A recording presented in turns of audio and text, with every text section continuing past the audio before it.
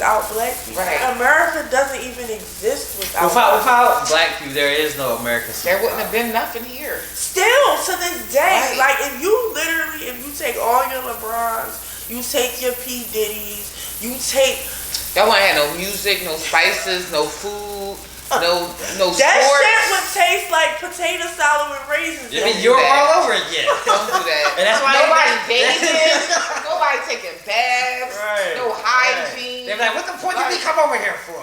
Right. Do you need a charge for your phone? Well, I got a car charger.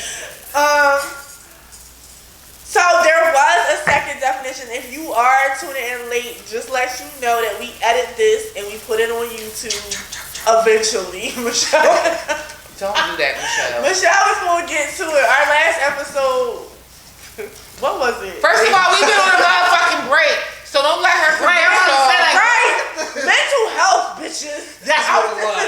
Nigga, we stressed out. Life been lifing. Life is hard. Life been lifing. That's it. Life been lifing. This chick asked me, "Oh, what was you doing on Sunday?" Fighting for my life. She said, "I know I was out. I was fighting for my life." I was out in the streets. I was outside and she was fighting for her life. Right. Maybe September I'll be outside.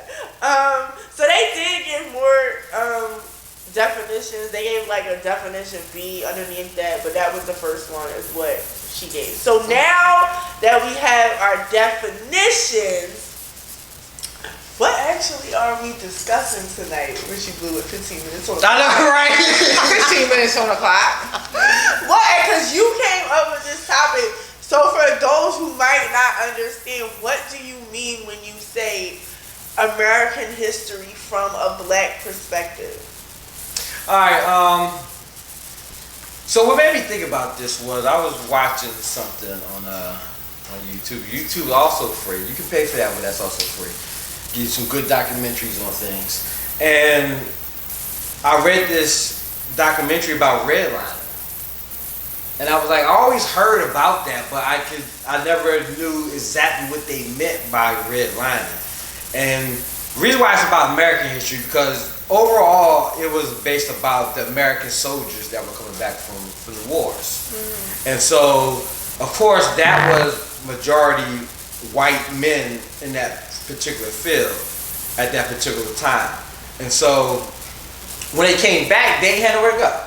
They had nowhere to live, the job was hard, and all this other stuff.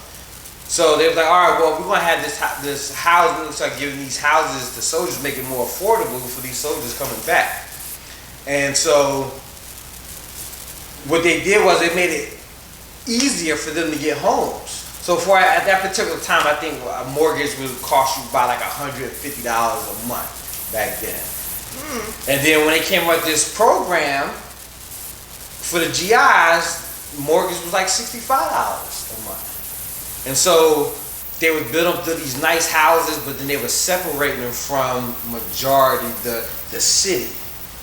And so what they did, they had this map, and all the very congested, run down areas were etched out in red. And these neighborhoods, or a lot of places, were black people that lived there. And so they were in the red. So when they started giving these houses, they wanted you to be in a blue zone or a green zone, not in the red zone. So basically, when you would go to get a mortgage and you would go to the bank, if you wanted to be in a certain place, they would plain out tell you, you can't live here. We're not giving you a mortgage because you're black. Right. Or they would try to direct you to an area with your people. Right, the red zones. The red zone. Right. And so what happened was they were saying that, all right, well, we're giving these houses to all these white men, their white families, and now these families, these houses are growing up in value, they're worth more money. Family generations are living in these houses. Of course. You know what I mean? They're not selling grandma's house. Right.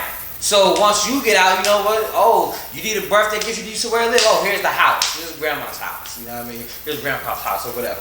So now they have a place to live that's worth money that they can then go refinance, get more money. Get the equity out. Right. But for black people, that wasn't the case. And when you start talking about your wealth, a lot of those people's wealth are tied up into their real estate, into their homes. Right. And so if you're not able to have a home, number one, and then number two, the second part of this is the home going up in value. So some people that were getting houses in black and red zones, these homes weren't going up in value; they were stagnated. So your value, your net worth wasn't going anywhere. You're not gaining any equity in your property. Right. So now, Systematic racism, but go off. right. So we sit there and we have kids that go to school. They eventually get to go to school together, and they talk about what their family's done. Why your family can't be like that? Why your family don't have X, Y, and Z? I said, then some of them do have these things, but they're nowhere near the value As their counterparts. Correct. Simply because of where they live. Right. And then of course with money, with anything, like when you come out into the world as a young adult, the more tools you have in your toolbox, the more things you can have to help your travel, your getting to that next level, your journey is better, makes it more comfortable for I you. think a lot of us can relate or understand now better, which I've seen that experiment done before that, but on a recent episode of Power. That's a prime example. They did that So where, proud to lose in power. right, so they did that where like who grew up in a 2-parent home? Who grew up, like these are things Who that accepted public government assistance. Like these are things that either are going to set you back or push you forward. Right. Right. And And we're like- talking about a race. We're running this race, and no matter how fast you are, if somebody has too far of a head start on you, You're not going to doesn't catch matter. up. You're Never. not going to catch up. you know. And so this was so when black people go, so they've had people's here still today that said when they went to go get these homes, the banker flat out told them, no, we're not you're black, you're not gonna get approved. I'm sorry. Nowadays they don't come out and straight and tell you. Yes, Yeah. they do. I just seen. Oh, you had told us about that. Well, they don't They come still got out. their job. Yeah, you can't Yeah. come out and say, I'm not giving you a loan because you're black. Well, They'll say other things. Right. There's And other they'll do factors. it in other ways. Right. But now we've reached that place where they're more sophisticated when they tell you. Right. It's not because we know It's what because we you're all know black. what overt racism looks like, and we all know what Some of us microaggressions do. look like. Some of us do. But some people- what if you have those people who say you're pulling the race card? Are you pulling the race card on everything? Is everything No. really about Yes. race? And it is, because what we fail to think about is that this country was set up along the lines of race. This country functions very heavy because of the fact of these racial lines that they've put in place. So for example, black people, number one, were here already in America, right?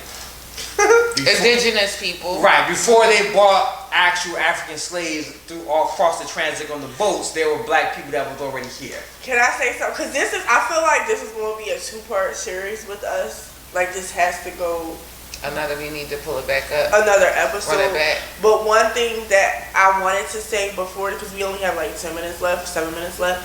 One thing I did want to say when you say that, like, I think that's something that we really need to teach our children. Because our black children do not realize, because they're not teaching They're trying to erase our history. They're trying to erase our rewrite history. it.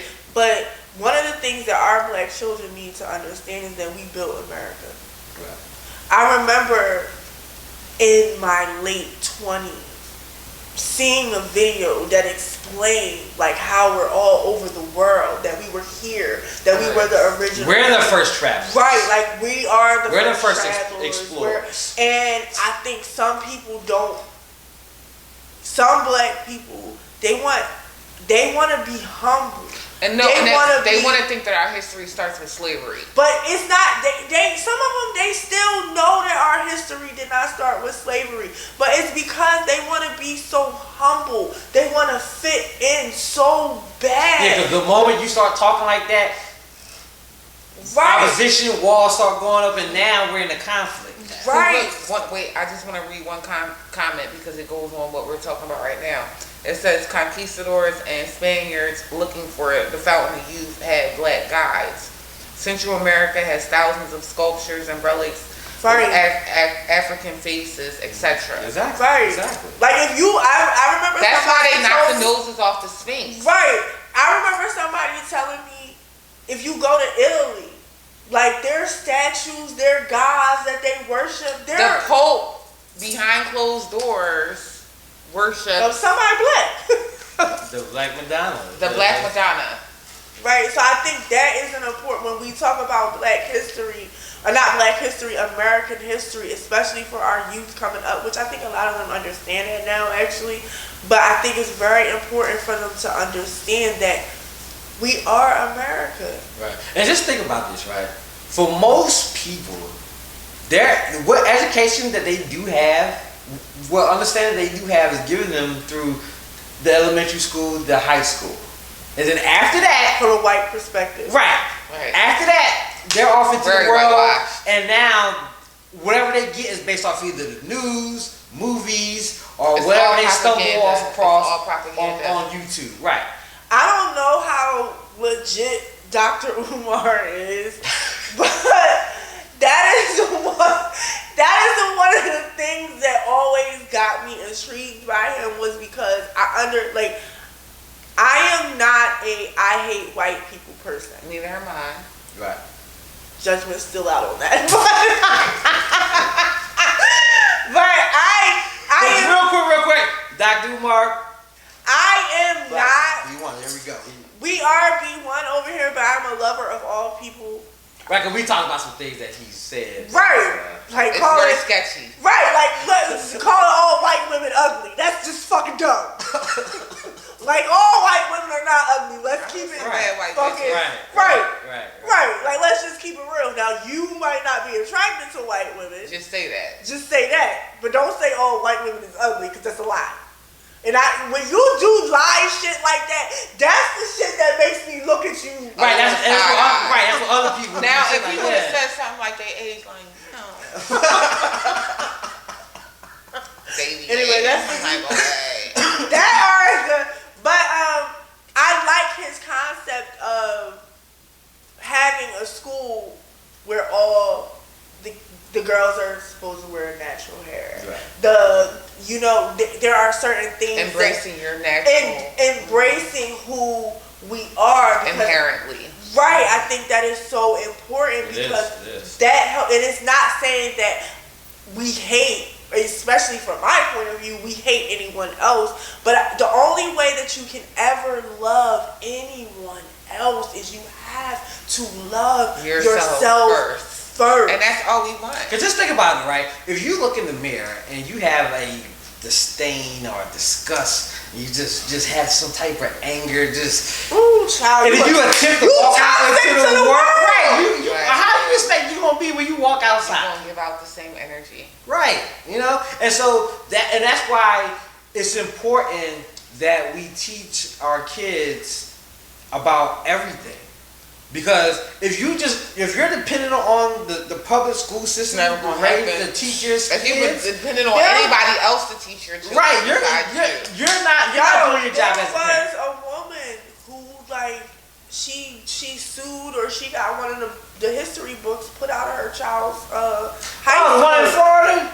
Maybe it was Florida is wilding right now with the yeah. schools But and shit. this was a while The ago. Trump one of because- these down there. So But this was a while ago. But she, okay. because in it was they took the word slavery out And they put intentions are, I see. Right, that's a lie. That's like how I just don't understand. But if we burn I all the books understand. and that's the only book that they had, they never That's gonna what think you- that it was slaves. right. That's what that's a fact. That's you why it's you cannot heal from your past if you do not recognize it. Right. But the point that I'm trying to make is that how can you say, oh, you're gonna be a moral authority, you're gonna be a person that's trying to set the standard, and you just gonna do some straight up bullshit, a straight up bold-faced lie. Are you asking those questions? No, I'm not asking them, but it's because it's a very rhetorical. Exactly, that's the word. They Very don't give a fuck. right, because they don't, and it just goes to show you how bad America actually is. Cause they be playing in our face all motherfucking day.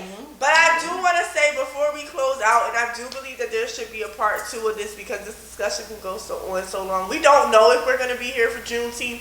Juneteenth is now a national holiday. We want reparations. Right, and we want to check side. And support small black businesses. Support small black businesses. Support small black businesses Juneteenth.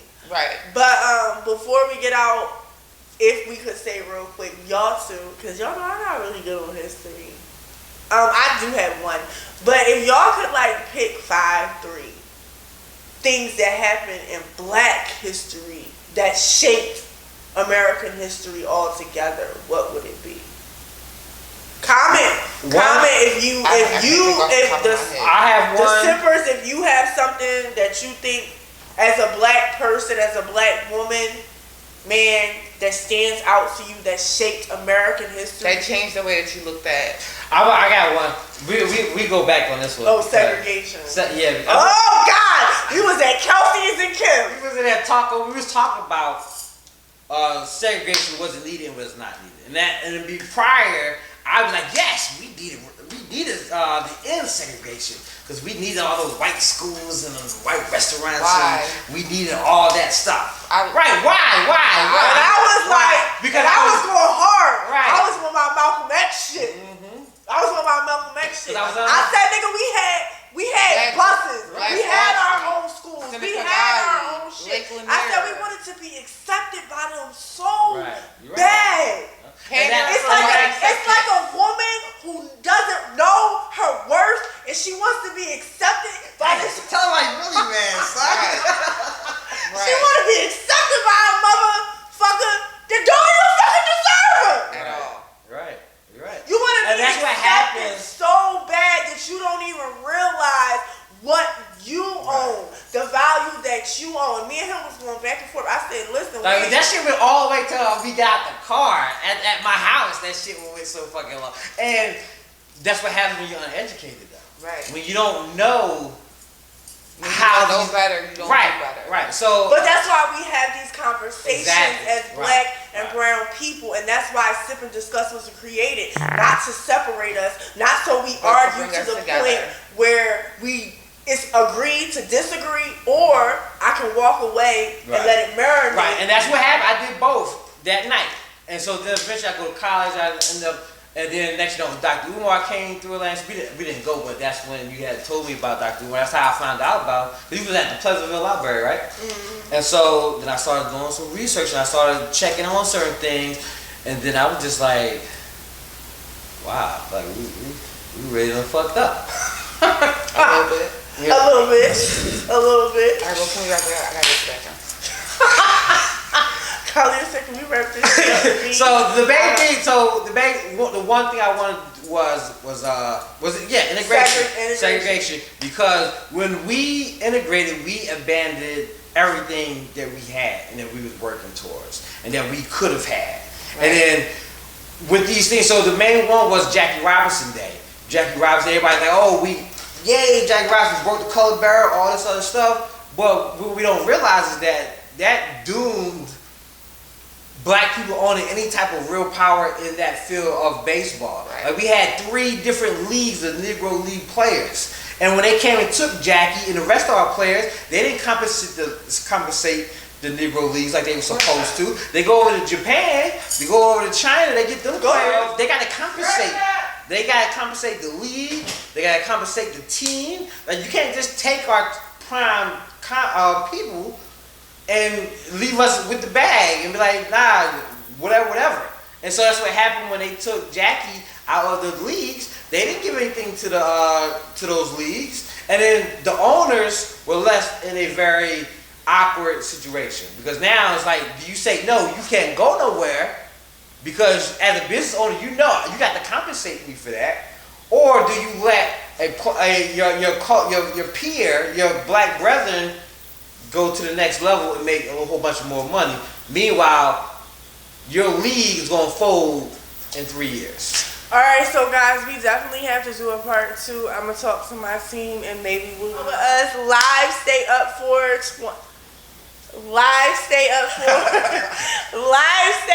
24 hours. Then my I break it down and I edit it and put it on YouTube. So please make sure that you are following us, Khalida and me, Richie Blue sometimes. Right here. You're gonna put that one in there too. Sip and discuss. It's been a pleasure. It's the ratchet part of the show. Just do